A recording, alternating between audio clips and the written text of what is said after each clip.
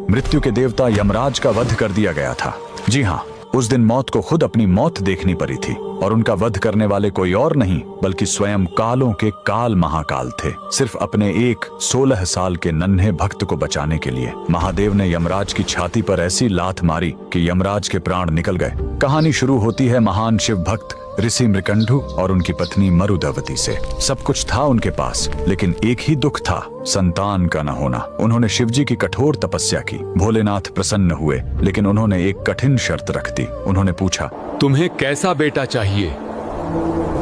एक जो 100 साल जिए लेकिन मूर्ख हो, या एक ऐसा ज्ञानी बेटा जिसकी उम्र सिर्फ 16 साल हो? ऋषि ने पत्थर दिल करके कम उम्र वाला ज्ञानी बेटा चुना। घर में किलकारी गूंजी। बेटे का नाम रखा गया मार्कंडेय। मार्कंडेय बड़ा होने लगा, उसका तेज बढ़ता गया। लेकिन जैसे जैसे उसका 16वां जन्मदिन पास आ रहा था, माता पिता का रो रो कर बुरा हाल था।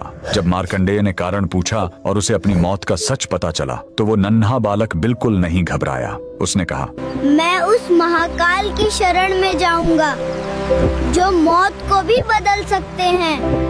वह घर छोड़कर एक पवित्र और सुंदर नदी के किनारे आ गया।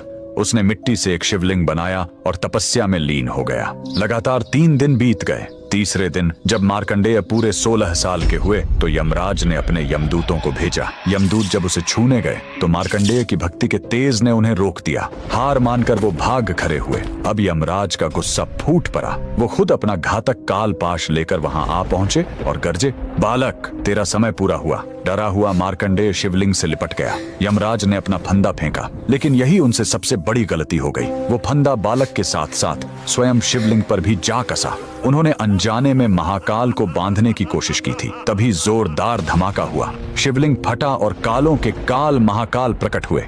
उन्होंने गरज कर कहा, मूर्ख, तूने मेरे भक्त पर वार करने की हिम्मत कैसे की? महाकाल ने एक जोरदार लात यमराज की छाती पर मारी और अपने त्रिशूल से वहीं यमराज का वध कर दिया। उस पल दुनिया से मौत खत्म हो गई। शिवजी ने मार्कंडेय को अमर होने का वरदान दिया। बाद में सृष्टि का संतुलन बनाए रखने के लिए उन्होंने यमराज को भी वापस जिंदा किया, लेकिन इस चेतावनी के साथ कि वो शिव भक्तों से दूर रहेंगे। उस महाशक्तिशाली महादेव के लिए कमेंट में हर हर महादेव जरूर लिखें।